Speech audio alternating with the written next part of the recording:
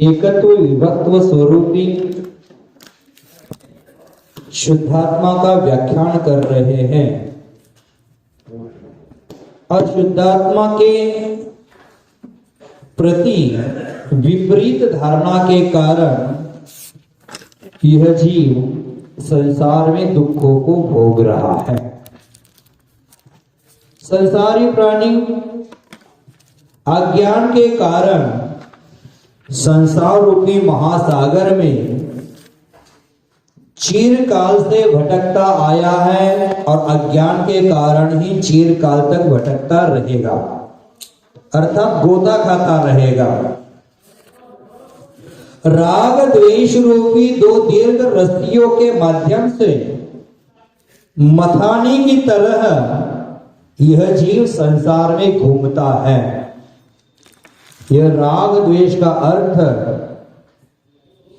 आकर्षण और द्वेष का अर्थ अपकर्षण लगाना है। इस आकर्षण अपकर्षण के द्वारा मथानी की तरह इस संसार में भ्रमण कर रहा है। संसार परिभ्रमण आज तक रुका नहीं है, हमारा अज्ञान मिटा नहीं है। अगर कोई आपको कहता है कि संसार में यह कार्य करने से सुख मिलता है, तो हम लोग दिन रात वह कार्य करने के लिए भागम दौड़ करते हैं, फिर भी सुख नहीं मिला। उस सांसारिक भागम दौड़ में एक भव नहीं, दो भव नहीं, लाखों करोड़ों वो बीत चुके, फिर भी हमें सुख की उपलब्धि नहीं हुई। क्योंकि हमें सोचना चाहिए जो सुख है उसके पीछे हमने कुछ प्रयास नहीं किया, और जिसको सुख समझकर हम भागम दौड़ कर रहे थे वो दुख का निमित्त बना। लाखों करोड़ों भाव निकल चुके, परंतु हमें सुख की उपलब्धि नहीं हुई। क्यों नहीं हुई, इस बात का भी विचार किया है कभी आपने? तो आचार्य भगवान कहते हैं, जब तक मेरे मन में जो विपरीत धारणा है तत्वों के प्रति, द्रव्यों के प्रति, निज शुद्धात्मा के प्रति जो विपरीत धारणा है, वह विपरीत धारणा को जब तक हम छोड़ते नहीं है तब तक हम उस शाश्वत सुख को उपलब्ध नहीं हो सकते हैं। बंधुओं, अज्ञान के कारण संसार का मंथन करने से कुछ मिलने वाला नहीं है।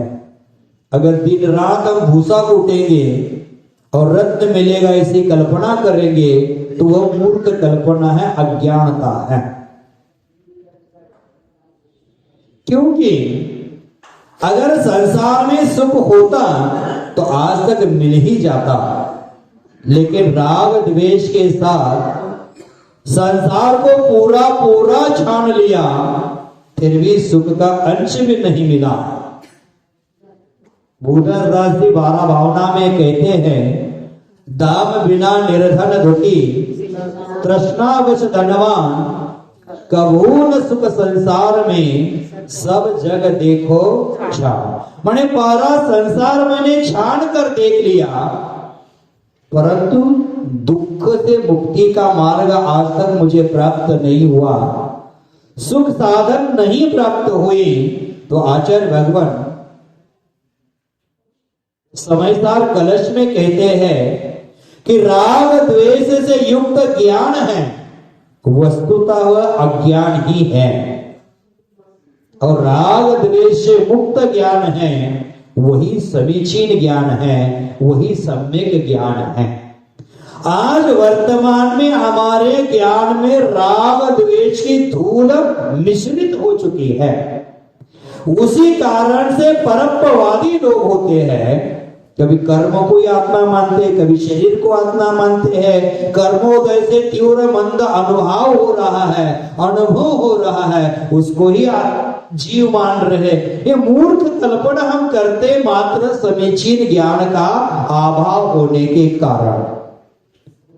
तो आचार्य भगवान कहते हैं कि राग द्वेष से मुक्त ज्ञान ही समीचीन ज्ञान है और इसी वीतराग ज्ञान से हमें मुक्ति मिल सकती है, मोक्ष मिल सकता है। राग द्वेष रहित ज्ञान चारित्र का प्रतीक है।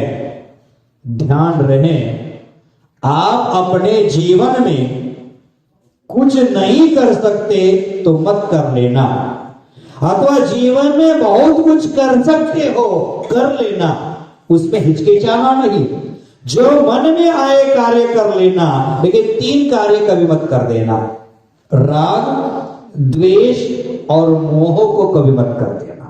बाकी जो करना है कर लेना। एक बार मंदिर नहीं आना तो मत आना, एक बार स्वाध्याय नहीं सुनना तो मत सुनना, चारित्र का स्वीकार करने के भाव नहीं होते तो मत धारण कर लेना, लेकिन राग द्वेष और मोह से मुक्त होने का प्रयास करना। राग द्वेष मोह से मुक्त हो जाओगे तो जगत में कोई भी आपका कुछ भी प्रकार का बिगाड़ नहीं कर सकता है, आपको दुखी नहीं कर सकता है। ये दुख के मुख्य 3 ही कारण है, राग द्वेष और मोह। यह अगर छोड़ दोगे तो अपने जीवन में विपरीत धारणा भी छूट जाएगी, दुख भी छूट जाएगा और आपको सुख की प्राप्ति सहजता के साथ हो सकती है। तो आचार्य भगवंतों ने अजीव अधिकार की चर्चा करते हुए कल कहा है, अपान मयानंता मूढ़ादु परपवादी ने की, माने परपवादी। देखो, एक परात्मवादी है और एक परमात्मवादी है। आप कौन हो? एक डंडी में कितना भेद होता है? एक परात्मवादी है और एक परमात्मवादी है। आप कौन है? परमात्मवादी। और जो परात्मवादी है वो देहों की जीव मान रहा है, कर्मों को जीव मान रहा है, कर्म के तीव्र मंद अनुभव को ही जीव मान रहा है, राग द्वेष को जीव मान रहा है, वो परात्मवादी है। पर आत्मवादी, पर द्रव्य में आत्मा की खोज करने वाला परात्मवादी है, और परमात्मा में निज आत्मा में परमात्मा की खोज करने वाला ये परमात्मवादी है। आपको क्या होना है, आप पर निर्भर है। हम सुख की खोज अगर बाह्य द्रव्यों में करते हैं, पर पदार्थों में करते हैं, तो हम भी परात्मवादी ही है। हम राग द्वेष को ही सुख का कारण मानते हैं तो हम भी परात्मवादी ही है। हम बाह्य वस्तु में सुख की कल्पना करते हैं तो हम भी परात्मवादी ही है। हमें परमात्मवादी बनना है। जो सुख है मेरे पास है, उसकी खोज करना है। हम खो जाते हैं, कौन सी दुनिया में खो जाते हैं पता नहीं, लेकिन आचार्य भगवान कहते हैं, खो निज में खो सको, पर में खोना व्यर्थ। माने अगर तुझे खो जाना है तो निज में खो जाओ, पर में खोना व्यर्थ है। लेकिन अनादिकाल से हम पर पदार्थों में खो चुके हैं। तो आचार्य भगवान कहते थे, अपान मयानंता मूढ़ादु परपवादिनों की, माने कोई परात्मवादी है, वो परात्मवादी जीव आत्मा के स्वभाव को न जानते हुए पर द्रव्यों को ही आत्मा मान रहा है। आत्मा का स्वभाव क्या है? देखना, जानना, जानन पश्चन स्वभावी मेरा आत्मा है। लेकिन हम परद्रव्य को अपना मान करके कर्ता बन जाते हैं, इसलिए दुख भोगते रहते हैं। जानो, देखो, बिगड़ो मत, यह सूत्र अपने जीवन में अपनाना चाहिए। देखो, जानो और जाने दो, ये सूत्र अपने जीवन में अपना लो। देखना है, दुनिया तो दिखेगी, आपके पास चक्षु है तो दुनिया तो दिखेगी। अब दुनिया में जो दिख रहा है अपने ज्ञान का विकास करने के लिए वो क्या है जानो, लेकिन संग्रह मत करो, उसको जाने दो। जीवन दर्पण की तरह जीवो, स्वागत सबका करो, लेकिन संग्रह नहीं। दर्पण किसी का संग्रह नहीं करता है, स्वागत सबका करता है। जो सामने जाता है उसका प्रतिबिंब दिखा देता है, लेकिन उससे सामने से हट गया तो दर्पण खाली का खाली रह जाता है। उसी प्रकार अपना जीवन होना चाहिए। दुनिया में प्रत्येक द्रव्य वस्तु आपको दिख रही है, उसको देखो, लेकिन संग्रह मत करो। अगर संग्रह करोगे तो दुख बनेगा, और देखकर स्वागत करके छोड़ दोगे तो कोई दुख का कारण आपके जीवन में प्रवेश नहीं करेगा। तो कोई परात्मवादी है जो आत्म स्वभाव को न जानने के कारण पर वस्तु को ही आत्मा मानने का दुस्साहस कर रहा है। कल हमने अर्थ किया था गाथा का, आज समय न निकालते हुए सीधा हम टीका का अर्थ कर लेते, जैसे आचार्य क्या कहते हैं देख लेते हैं। पुनः उस गाथा का अर्थ उसमें आपको समझ में अच्छी तरह से आएगा। अपानमयानंता मूढ़ा दु परपवादिनों की, मैंने अपानमयानंता आत्मा को न जानने वाला मूढ़, मूढ़ का अर्थ क्या लगाना है? अज्ञानी लगाओ, मूर्ख लगाओ, मिथ्या दृष्टि लगाओ। सीधा मूर्ख कहेंगे तो अच्छा नहीं लगेगा। डॉक्टर भी कड़वी दवाई है वो बतासा में मिलाकर दे देता है क्योंकि ज्यादा कड़वाहट ना आ जाए। देख लेना, आपको रोग दूर करना है तो कड़वी दवाई बतासा में कभी मत खाना, मिश्री के साथ मिलाकर कभी मत खाना। जिन व्यक्ति का दवाई पर भरोसा नहीं होता वह लोग मिश्री में मिलाकर दवाई खाते, रोग दूर नहीं होता। उसी प्रकार जिनेंद्र देव की वाणी है वो भले कड़वी हो सकती है, भले कड़वी हो सकती है, कठोर हो सकती है, उसको मीठे अलंकारित शब्दों में मिलाकर मत ग्रहण कर लेना। जैसी है वैसी ग्रहण कर लेना।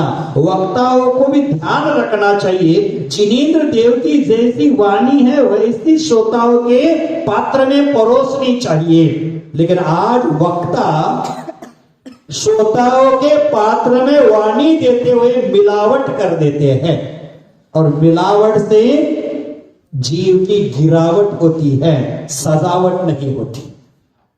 माने जीवन में मिलावट से दूर रहो। व्यावहारिकता में देखते हैं मिलावट जहां पकड़ी जाती है वहां प्रशासन के द्वारा फाइन हो जाती है, तो जिनवाणी में मिलावट करोगे तो जिन शासन में फाइन हो जाएगी, ये भी ध्यान रखना। जैसी जिनेंद्र देव की वाणी है वैसी रख लेना। आधा का मतलब आत्मा ही कर लेना, आधा का मतलब अदरक मत कर देना। क्यों बहन? तो ध्यान रखना, मिलावट नहीं, जैसी है वैसे रखने का प्रयास करना। सामने वाला ग्रहण करे नहीं करे बात अलग है, लेकिन जो माल क्वालिटी का है वो क्वालिटी का माल बेचने का, माल देने का कार्य वक्ताओं को हमेशा करते रहना चाहिए। तो यहाँ कहते थे अपान मयानंदा मूढ़ा, मूढ़ा शब्द यूज किया आचार्य ने, मूर्ख नहीं किया। अगर मूर्ख करता तो कड़वा लगता, अज्ञानी कहता तो कड़वा लगता, तो मूढ़ बोलने से कुछ मन में विकल्प नहीं आएगा। लेकिन जो जान रहा है मूढ़ शब्द का अर्थ, उसको लग रहा है अरे अरे आचार्य भगवान तो मुझे गाली ही दे रहे हैं, मान लो इतना कठोर शब्द यूज कर रहे हैं। अपान मयानंता मूढ़ा तो परपवादी न कोई, माने पर द्रव्य को आत्मा मानने वाला कोई है, वो क्या कहते हैं? मूढ़ है। वो क्या कहते हैं? अपानम मयानंता, आत्मा को न जानते हुए। आपने आत्मा को जाना है क्या? कैसा है, कितना मीठा है, कितना खट्टा है, कितना चमकीला है, कितना भारी है, नहीं जाना हमने, आज तक नहीं जाना। इसलिए संसार में भ्रमण मेरा अभी तक छूटा नहीं है। आत्म स्वभाव को जानने का पुरुषार्थ होना चाहिए। सारे जगत को तो मैंने जान लिया लेकिन निज को नहीं जाना, क्या फायदा हो गया? हम फोन करते हैं तो एक दूसरे को पूछते हैं इसका कैसा चल रहा है, उसका कैसा चल रहा है, पूरे परिवार के सदस्य की पूछताछ कर लेते हैं। एक बार दर्पण के सामने खड़े होकर अपने प्रतिबिंब से पूछ लेना तेरा कैसा चल रहा है। पर ये आज तक मैंने पूछताछ ही नहीं की है, मात्र जगत के प्रपंच में, जगत के संसार में उनकी पूछताछ करने में मेरा पूरा समय बर्बाद कर दिया, लेकिन स्वयं को आज तक जानने का पुरुषार्थ मैंने नहीं किया। तो यहाँ मूढ़ प्राणी है, अज्ञानी है, मोही है, वह क्या कहता है? पर द्रव्य ही जीव है, मूढ़। आचार्य भगवान मूढ़ कहते हैं पज्जय मोड़ा पर समया। अमृत चंद्र आचार्य पुरुषार्थ सिद्धि उपाय ग्रंथराज में कहते हैं पर्याय में जो मूड है वो पर समय है, माने मिथ्या दृष्टि है। यहाँ अपान मयानंता मूढ़ादु परपवादिनों की आत्मानं अजानन्तः मूढ़ाः तु परद्रव्यम् आत्मानं वदन्ति इति अवशिलाः केचन परात्मवादिनं। क्या कहा कि आत्मानं अजानन्तः माने आत्मा को न जानते हुए मूढ़ः अस्तु जो मूढ़ है वो क्या कहता है परात्मवादिनम माने पर द्रव्य आत्मानम पर द्रव्य को क्या कह रहा है आत्मा कहने का दुस्साहस करता है। वदंती कहता है केचन परात्मवादी न ऐसे कोई परात्मवादी जीव है वो क्या कहते हैं जीवम अज्वसानम कम्मम चतः परुविद्धि। जैसे अज्वसान माने राग द्वेषादि भाव है विपरीत भाव है उसको अध्यवसान कहते हैं। माने अध्यवसान कम्मम चता अध्यवसान को और कर्म को परुविद्धि आत्मा है ऐसा कहते हैं जीव है ऐसा कहते हैं। उदाहरण देते हैं यथा अंगारा कृष्णम भिन्नम नास्ति तथा रागादिभ्यो भिन्नो जीवो नास्ति इति रागादि अध्यवसानम कर्मम च जीवम वदन्ति इति। क्या क्या कहा देखो यथा अंगारात् कृष्ण भिन्नम नास्ति माने अंगार समझ ले अंगार कोयला समझ लेना यहाँ अंगार माने धगधगता अंगार मत लेना यहाँ अंगार माने यहाँ कोयला लेना। कृष्ण भिन्नम नास्ति कोयले से कालापन भिन्न नहीं है कोयले से कालापन भिन्न नहीं है। तथा उसी प्रकार रागादिभ्यो भिन्नो जीवम नास्ति इति उसी प्रकार रागादि से भिन्न जीव नहीं है। रागादि से भिन्न जीव है कि नहीं है नहीं। संसार अवस्था में रागादि से भिन्न जीव नहीं है लेकिन जीव का वास्तविक स्वरूप क्या है रागादि से भिन्न है। राग द्वेष जीव का स्वभाव नहीं है लेकिन ये मूढ़ प्राणी क्या कह रहा है जिस प्रकार कोयले से कालापन भिन्न नहीं है उसी प्रकार जीव से रागादि भिन्न नहीं है। कर्म च जीवम विदन्ति और कर्म से भी भिन्न जीव नहीं है ऐसा कौन कहता है मूढ़ प्राणी कह रहा है अज्ञानी प्राणी कह रहा है। अब कोयले से कालापन भिन्न है कि नहीं। अब कोयला काला है कि सफेद है बताओ सफेद है सफेद है। अनेकांत दृष्टि दिखाओ कोयला जलेगा तो उसकी राख तो सफेद ही दिखेगी। अभी कोयला काला दिख तो रहा है लेकिन ज्ञानी जीव होता है उस कोयले में कालापन भी दिखता है। कौवा कैसा है कौवा पीला है कौवा सफेद है कौवा लाल है कौवा काला है। आचार्य महाराज कहते कौवे के 5 वर्ण होते हैं। कौवे की हड्डी देखी जाए तो सफेद है कौवे का पित्त देखा जाए तो पीला है कौवे का खून देखा जाए तो लाल है कौवे का कलर देखा जाए तो काला है। ये दृष्टि आनी चाहिए। ज्ञानी के पास दृष्टि आती है तो ये अज्ञानी जीव कहते हैं कोयले का कालापन जैसे भिन्न नहीं कर सकते उसी प्रकार जीव के कर्म और रागादि भिन्न नहीं होते। अज्ञानी की मान्यता है लेकिन ज्ञानी जीव कोयले को सफेद करने की विधि जानता है। उसको सर्फ एक्सेल से धोने से होगा साबुन से धोने से होगा तालाब में धोने से होगा समंदर में धोने से होगा कैसे सफेद होगा कोयला जलाना पड़ेगा। उसी प्रकार तेरी मान्यता है कि राग द्वेष और कर्म ये जीव से भिन्न नहीं है लेकिन तू भिन्न करने की विधि नहीं जान रहा है।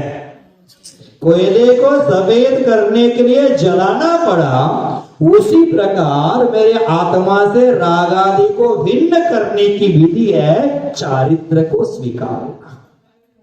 यह विधि है तो यह विधि न जानने के कारण तो क्या कह रहा है कि रागादि से भिन्न जीव नहीं है कर्म से भिन्न जीव नहीं है। जैसे देख लेना, आप समय सार कितना समझ सकते हैं पता नहीं, मात्र द्वादशांग जिनवाणी का ज्ञान करने से मोक्ष नहीं मिलेगा, ये ध्यान रखना। शब्दों का ज्ञान कभी मोक्ष की ओर नहीं ले जाएगा। अक्षर ज्ञान मोक्ष नहीं दिलाएगा, अक्षर ज्ञान मोक्ष दिलाएगा। ध्यान से सुन लेना, 2 बार मैंने वही शब्द का प्रयोग किया। अक्षर ज्ञान कभी मोक्ष नहीं दिलाएगा, अक्षर ज्ञान मोक्ष दिलाएगा। एक बार ये वर्ण रूप अक्षर है उसको लगाना, ये शब्द रूप अक्षर है, वो शब्द रूप अक्षर हमें मोक्ष नहीं देगा। और दूसरा अर्थ है अक्षर, क्षर माने नाशवान, अ माने नहीं। जो अनाशवान है मेरी आत्मा है, उसका ज्ञान ही हमें मोक्ष देगा। माने ये अक्षर है, आत्मा भी क्या है, अक्षर है, या लिखे हुए भी अक्षर है। लिखे हुए अक्षर, पढ़े हुए अक्षर हमें मोक्ष नहीं देते हैं, ये अक्षर स्वरूपी आत्मा है, उसका अनुभव हमें मोक्ष देगा। तो देख लेना, जीवन में क्या करते हैं ये पता नहीं, लेकिन ये मनुष्य पर्याय दुर्लभ मिली है। इस मनुष्य पर्याय की अंतिम श्वास निकलने के पूर्व तत्वों का निर्णय जरूर कर लेना, अन्यथा मरण हो जाएगा। उसको समाधि मरण नहीं कहा जाएगा। ध्यान रखना, पानी में कूदना, अग्नि में प्रवेश करना, आंख बंद करके बैठना, ये समाधि नहीं है। अपने परिणामों की निर्मलता करना, निःशुद्ध आत्मा का श्रद्धान करना, अनुभव करना, प्रतिचित्ति करना, भावना करना, यह है समाधि। और वह समाधि मुझे प्राप्त करना है तो अंतिम पर्याय की श्वास आने के पूर्व मुझे तत्वों का निर्णय करना चाहिए।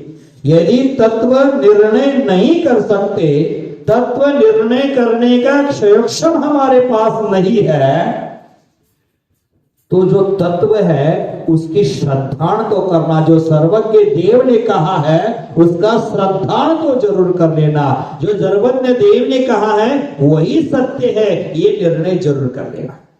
इसीलिए आचार्य भगवंत ने यहाँ का लास्ट में ते तो परपवादी निश्चयवादी ही नित्यता, निश्चयवादी ने कहा है कि जो परपवादी है, केवली भगवंतों ने सर्वज्ञ देव ने कहा है, माने सर्वज्ञ देव ने कहा है, माने वह सत्य है।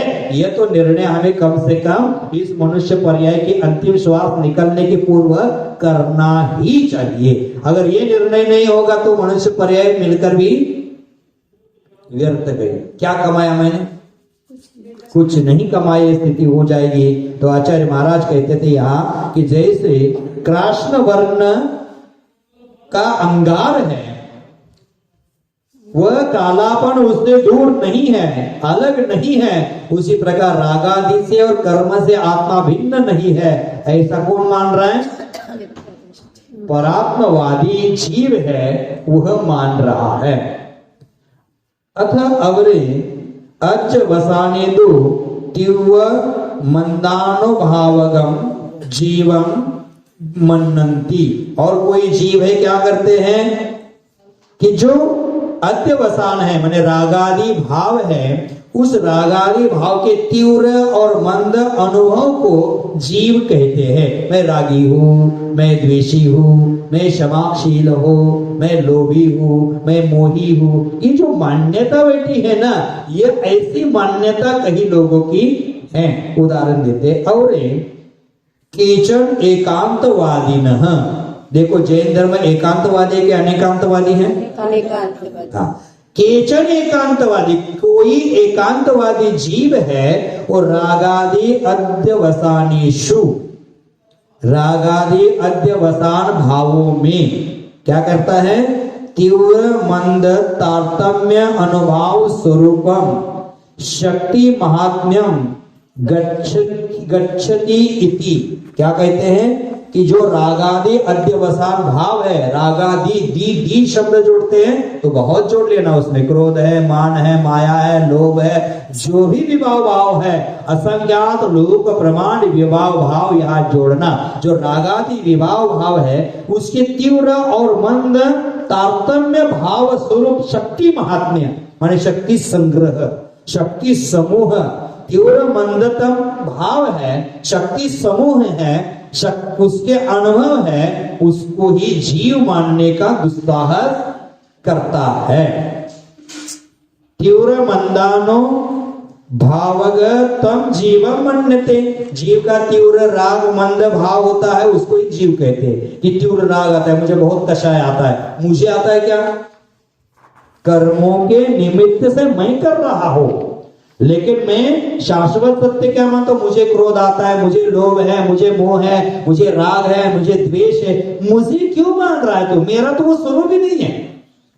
मैंने अभी तक मेरा स्वरूप जाना ही नहीं है और पर के स्वरूप को मेरा स्वरूप माना है। मैं गोरा हूं, मैं काला हूं, ये किसका स्वरूप है? पर का स्वरूप पुद्गल का है, पुद्गल का। मैं कैसा हूं? मैंने कहा था, एक पिछली बार कहा था, एक गाथा इतनी सुंदर है, आचार्य भगवंतों ने उसको समय सार जी में रखा है। मूलाचार्य में वो गाथा आती है, पंचाशिका संग्रह में आती है, नियम सार में आती है, अस्तु पहुड़ में आती है, बृहद द्रव्य संग्रह में आती है। बहुत जगह वही की गाथा वही उठा कर रखे, मेरा स्वरूप मैंने जाना नहीं है, इसलिए उसमें स्वरूप बताते। मेरा स्वरूप क्या है? जानन पसंद तो है, लेकिन उस गाथा का मैंने उल्लेख किया था, मैं अरस स्वरूपी हूँ। अरसम अरूपम अगंधम जान अलिंग गहनम अनिदिष्ट संठानम। मैं क्या हूँ? रस स्वरूपी हूँ, अरूप स्वरूपी हूँ, अगंध अलिंग स्वरूप। मेरा पहचानने का चिन्ह कोई नहीं है। ना मैं स्त्री हूँ, ना पुरुष हूँ, ना नपुंसक हूँ, ना मैं मुनि, ना आचार्य, ना आर्यिका, ना शुल्लक, ना चंडिका। मैं तो ज्ञान दर्शन स्वरूपी हूँ। अरसम अरोम अगंधम जान अलिंग गहनम अनिर्दिष्ट संठानम। मेरा निर्दिष्टित संस्थान भी कोई नहीं है, मेरा आकार भी कोई निश्चित नहीं है। जिस शरीर में जाता हूं उसी आकार का बन जाता हूं। मेरा आकार कोई नहीं है, मेरा गुणस्थान स्वभाव नहीं है। देख लेना, 13वें गुणस्थान के भगवान शुद्ध है कि अशुद्ध है? अभी 4 कर्म शेष है, उसी अपेक्षा उनको भी अशुद्ध कहा है। 4 कर्म अभी शेष है, उनकी अपेक्षा उनको अशुद्ध कहा है। 14वें गुणस्थान में अभी ना अशुद्ध ही है। अभी वहां उन 4 कर्मों का नाश करने की प्रक्रिया प्रारंभ हो गई है। अ ई उ रु लु, इतना काल तो लगेगा। वहां भी क्या कहा गया? देख लेना, ध्यान से सुन लेना। जहाँ 13वें गुणस्थान में 14वें गुणस्थान में आचार्य भगवंतों ने जीव को अशुद्ध कहा है, लेकिन कुछ लोग 4थे गुणस्थान में स्वयं को शुद्ध मानने लगे हैं। कितनी विपरीत धारणा है, आपको समझ में आती है ना ये धारणा? जहाँ 14वें गुणस्थान में 13वें गुणस्थान में आपने जवाब दिया अशुद्ध अवस्था है 4 कर्मों की अपेक्षा। हमसे आपसे शुद्ध है, जरूर शुद्ध है, लेकिन अभी उनको भी व्यवहार से क्या कहा? अशुद्ध ही कहा। माने 13वें 14वें गुणस्थान के जीव को अशुद्ध कह रहे हैं, और यहाँ 4थे गुणस्थान वाला जीव शुद्ध कैसे हो जाएगा? ये हमें समझना जरूरी है। हाँ, द्रव्य दृष्टि से सर्वे शुद्धाहु शुद्ध नया, हमारी मान्यता सही है, लेकिन अभी वर्तमान में पर्याय में हम अशुद्ध ही है। तो यहाँ कोई जीव ऐसे कि राग द्वेष को लेकर मेरा मान रहे, शरीर के वर्णों को लेकर मेरा मान रहे, लेकिन मैं वह नहीं हूं, मेरा वह स्वरूप नहीं है। आचार्य महाराज जी ने कहा, और क्या कहते हैं? कहा अवरे नो कम्मम चावी जीवोत्ति। और कोई जीव है, पहले राग द्वेष भाव को मेरा मानने वाले जीव मिले, कर्मों को मेरा मानने वाले जीव मिले, अब 9 कर्मों को मानने वाले भी जीव मेरा है। 9 कर्म शरीर किसका है? शरीर किसका है?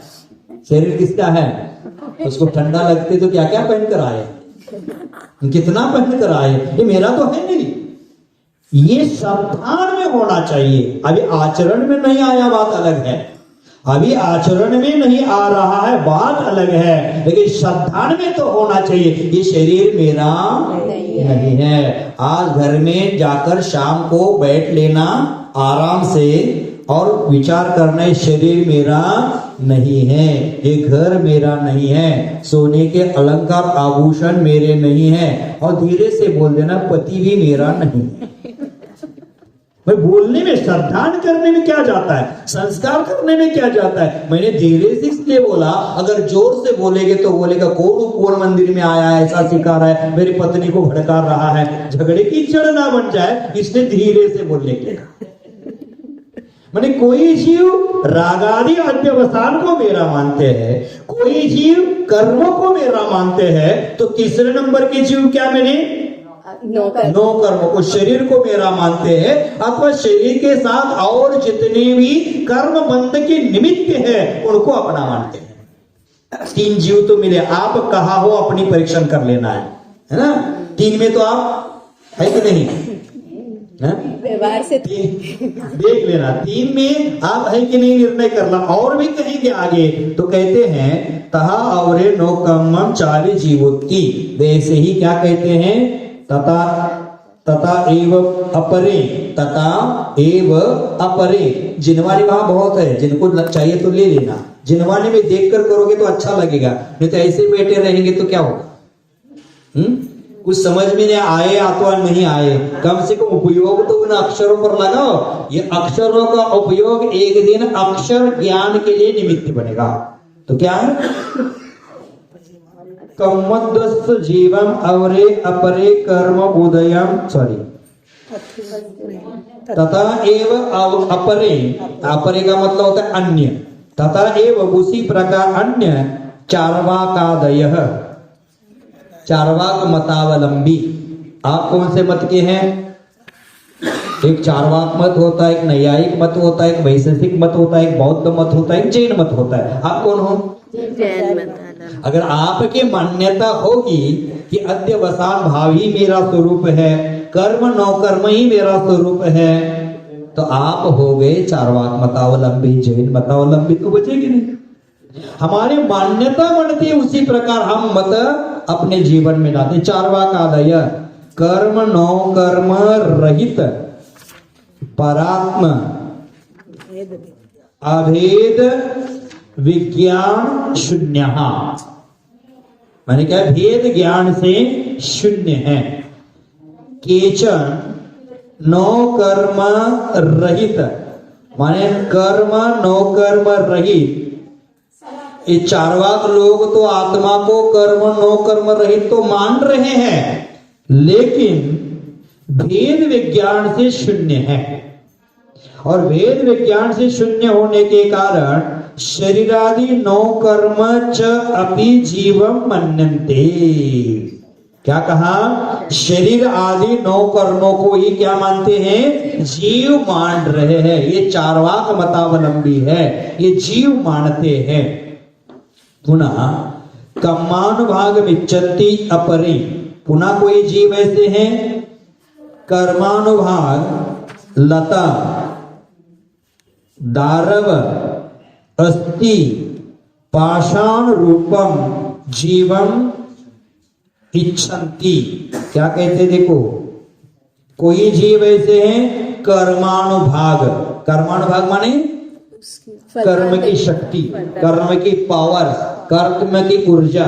कर्मानुभाग कैसे होते हैं, लता दारू अस्थि और पाषाण रूप, चार प्रकार कहे हैं। लता आपको समझ गई, लता कौन होती है, बेल, बाहर जो बगान में लगते हैं ना, लता बेल अतिशय सॉफ्ट होती है ना, अतिशय सॉफ्ट। उससे थोड़ा कठोर होती है दारू।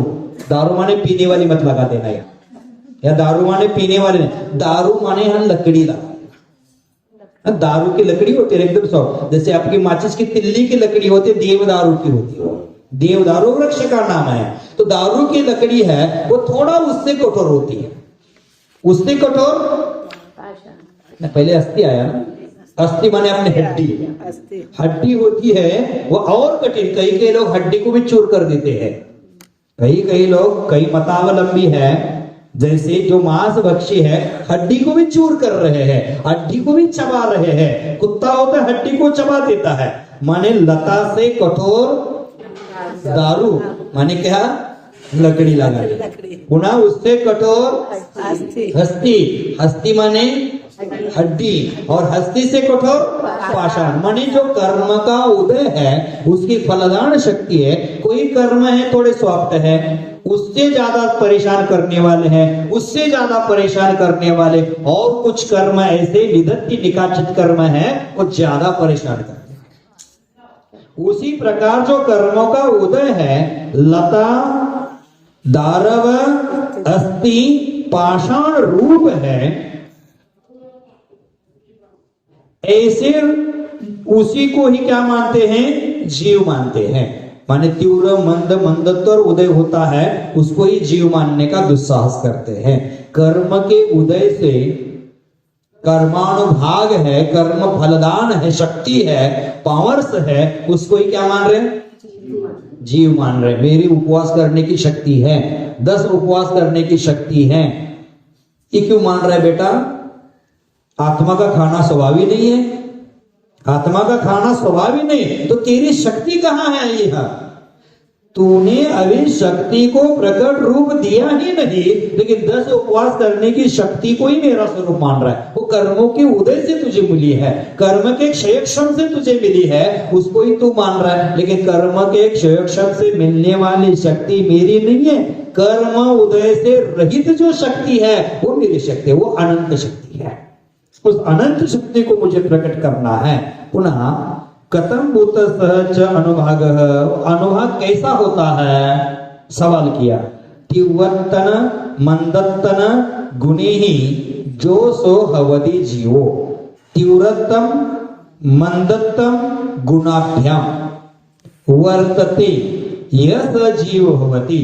और कोई लियो उस देव लता दारू हस्ती पाषाण रूप जो कर्म की शक्ति है, वो कर्म के उदय से उत्पन्न होने वाली है, उसमें तीव्र मंदानुभाग गुण रूप है, उसको ही क्या मानता है?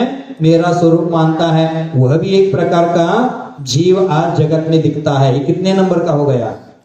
4 नंबर का। देख लेना आप कहा हो अपनी स्वाध्याय। आचार्य महाराज क्यों कह रहे सब कि परापवादी परद्रव्य को आत्मा मानने वाला कहना क्या जरूरी था? तो दुनिया तो मान ही रही है, आत्मा का स्वरूप क्या है ये बताना था।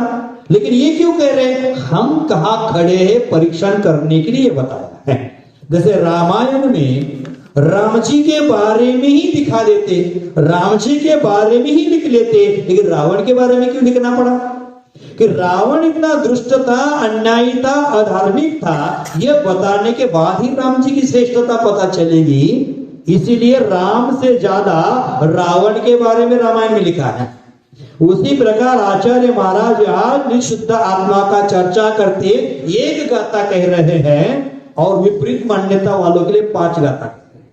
माने शुद्धात्मा का स्वरूप बताने के पहले 5 पट 5 गुना जो परम्पवादी लोग हैं उसके लिए कहा, परद्रव्य में आत्मा समझने वाले के लिए कहा, और शुद्धात्मा को समझने वाले की एक गाथा में समाधान दिया है। क्या क्या समझना है?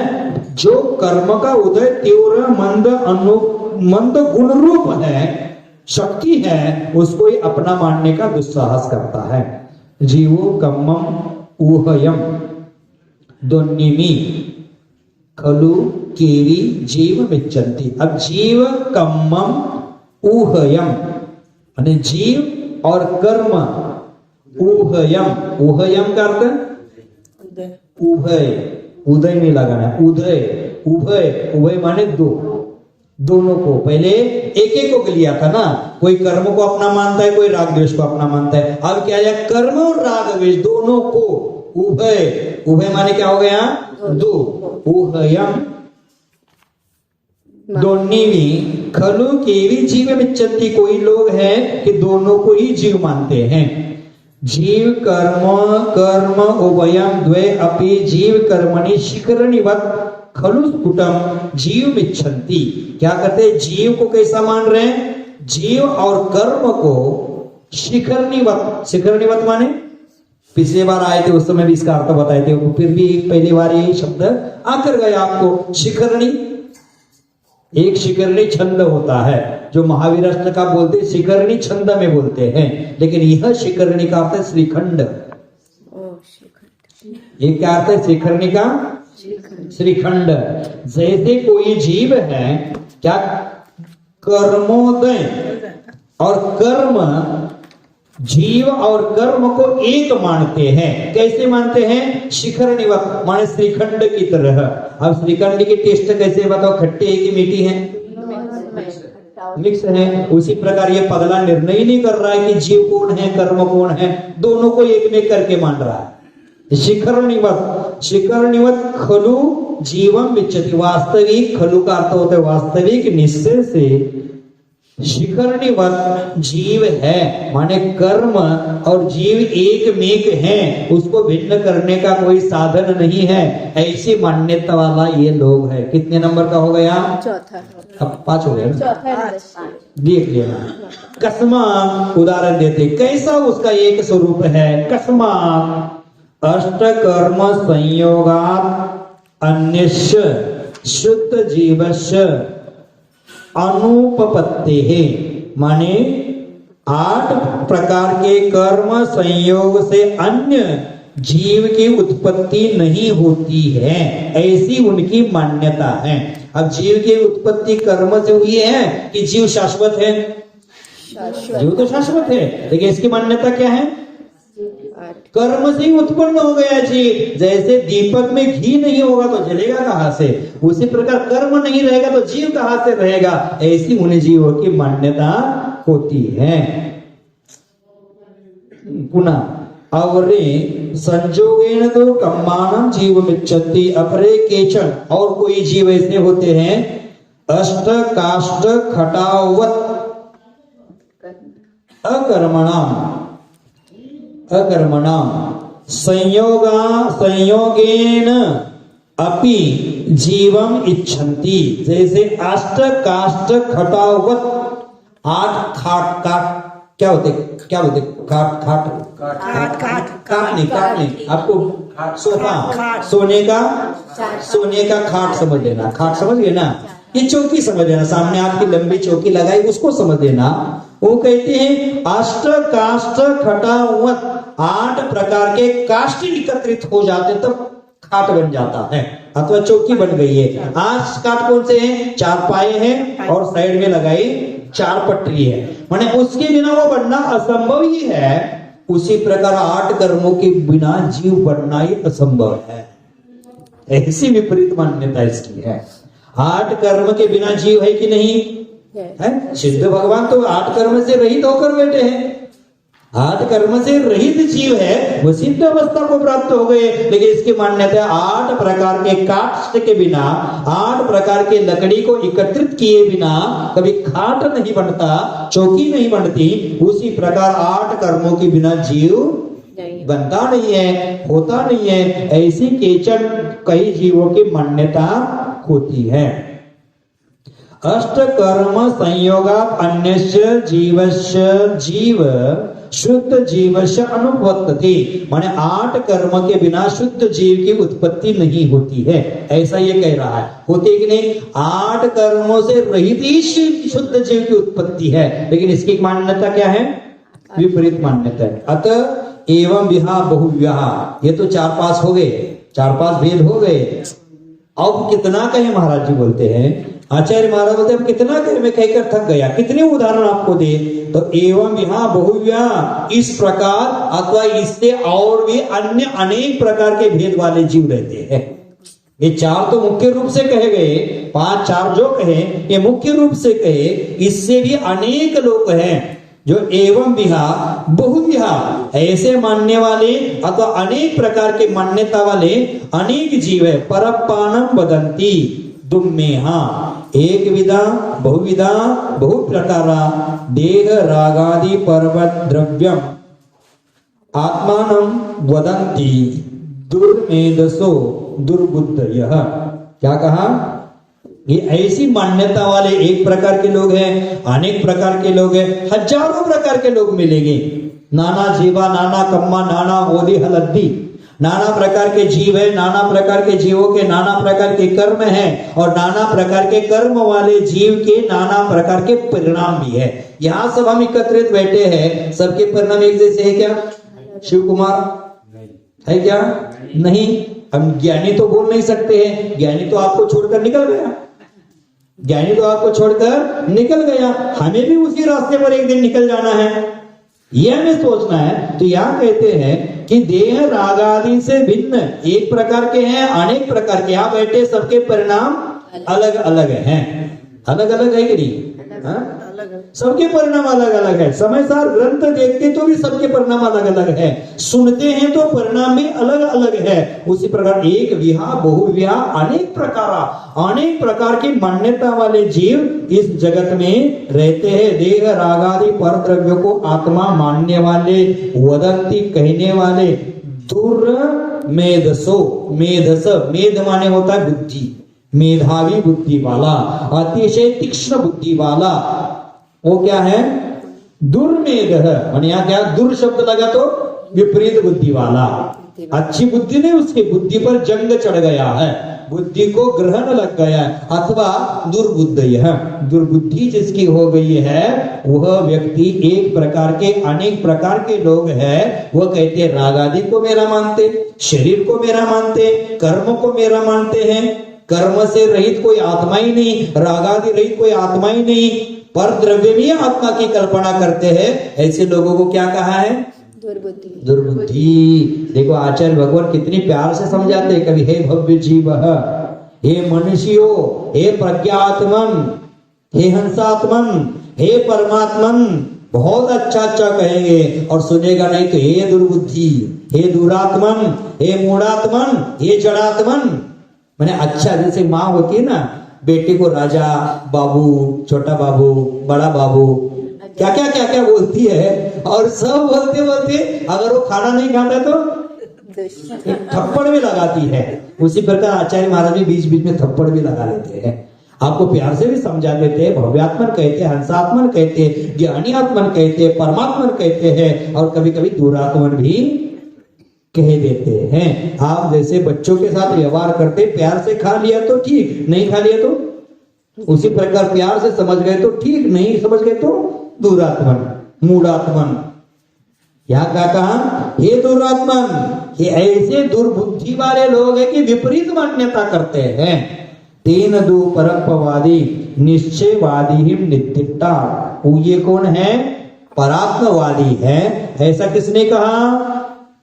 एरे गहरे नत्तु खेरे ने नहीं कहा है, निश्चयवादी ही नित्यता। निश्चय को जानने वाले सर्वज्ञ देव, सर्वज्ञ भगवान अथवा निश्चय के जानकार गणधर आदि देवों ने कहा है। मैंने कहा आज वर्तमान में क्या है? बाबा वचनम प्रमाणम।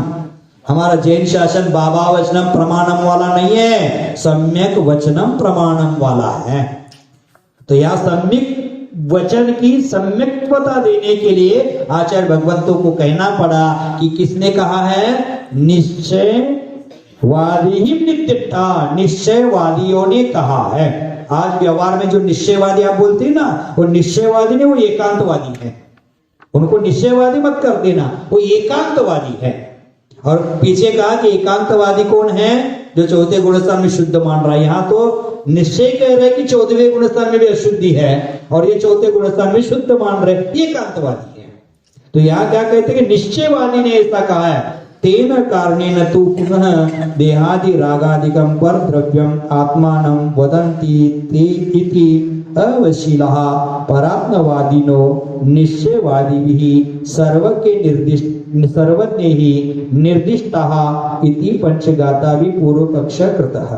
क्या क्या कहा कि तीन कारणेन, इसी कारण से। कौन से कारण से? जो रागादि को मेरा मानता है, आत्मा को माने कर्म को मेरा मानता है, अथवा शरीर को मेरा मानता है, द्रव्य कर्म, भाव कर्म, नौ कर्म को मेरा मानता है, उसी कारण से देह रागादि पर द्रव्य आत्मानं वदन्ति, जो पर द्रव्य में आत्मा की कल्पना करता है, ऐसा कौन है? परात्मवादी है, माने परात्मवादी है। ऐसा किसने कहा है? निश्चयवादी भी, निश्चय को जानने वाले, सर्वज्ञ निर्दिष्टा। निश्चय को जानने वाले माने हम जैसे निश्चय को जानने वाले नहीं कहा। सर्वज्ञ। देखो कितना आचार्य महाराज जी कितना भी छोटा सा भी जगह नहीं छोड़ते हैं गलत धारणा बनाने के लिए। आपने पूरा हॉल पैक कर दिया और हॉल में छोटा सा छेद रहेगा तो उससे ज्यादा हवा आती है, आती है नहीं आती? उससे ज्यादा छोटा छेद मत समझना, छोटा छेद भी बड़ा काम कर देता है। आपने घड़ी देखी होगी, घड़ी में 3 कांटे होते हैं, क्या बोलते हैं उसको? सुइया। 3 सुइया है, कौन कौन सी है? 1 मिनट की, 1 घंटे की, 1 सेकंड की। घंटे की है, जल्दी जाते ठीक है, पहले मैं दूसरा उदाहरण दे रहा हूं। घंटे की है थोड़ा मोटी होती है, मिनट की थोड़ा छोटी है, और सेकंड की थोड़ा एकदम पतली भी होती है और लंबी भी होती है। घंटे की छोटी होती है साइज में, अब मोटाई में गिनना है, पहले मोटी होती है घंटे की, मिनट की और छोटी है, और सेकंड की उससे छोटी है।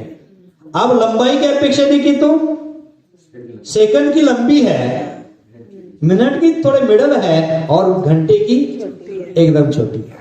आपको इस मनुष्य पर्याय से दूर मोक्ष है, वहां तक जाना है तो छोटा बनना पड़ेगा, पतला बनना पड़ेगा। ये दिन रात चलती रहती है, सेकंड की सुई है, दिन रात चल रही है, रुकती नहीं है, रुकने का नाम नहीं लेती है। घंटे की काटा है, घंटे की सुई है, 12 घंटे में एक बार घूमेगी। मिनट की 12 घंटे में 12 बार चक्कर लगाएगी, और सुई सेकंड की सुई 1 मिनट में 1 चक्कर लगाई, माने 1 घंटे में 60 चक्कर, 60 गुना 12 60 गुना 12 720 बार चक्कर लगाएगी दिन भर में। रात भर में 1440 बार, दोनों मिलाकर 1440 चक्कर लगाई, रुकने का नाम ही नहीं लेती हो। उसी प्रकार हमें दूर जाना है तो धर्म मार्ग में रुकने का नाम नहीं लेना चाहिए। उस सुई की तरह, मानी 1 सेकंड की सुई भी हमें सीख दे रही है। अगर घंटे जैसा रुकोगे तो संसार दीर्घ बनेगा, ज्यादा घूमना पड़ेगा। मिनट जैसा बनोगे तो घूमना पड़ेगा। तो हमें घूमना है, संसार में घूमने का रुकना चाहिए। तो सेकंड की सुई की तरह हमेशा इस शास्त्राध्ययन में, धर्म कार्य में, परिणामों की निर्मलता में हमेशा घूमते रहो। ज्यादा बोलो मत, कम बोलने वाले की इज्जत ज्यादा होती है। जैसे सुई की घड़ी है, एक उसमें आप विपरीत लगा देना, बहन जैसे कह रही थी। एक कम बोलने वाले लोग होते हैं, एक थोड़ा ज्यादा बोलने वाले लोग होते हैं, और एक और ज्यादा बोलने वाले। हम बोलते हैं तेरा मुंह दुखता है कि नहीं, कितना बोलेगा, ऐसे भी लोग होते हैं। अब इसमें 3 कांटों में इज्जत ज्यादा कौन से काटे की? सेकंड की काटे की, घंटे की काटे की, मिनट की काटे की? आपको अगर अब तो देखो घड़ी, देखो कितना बज गए?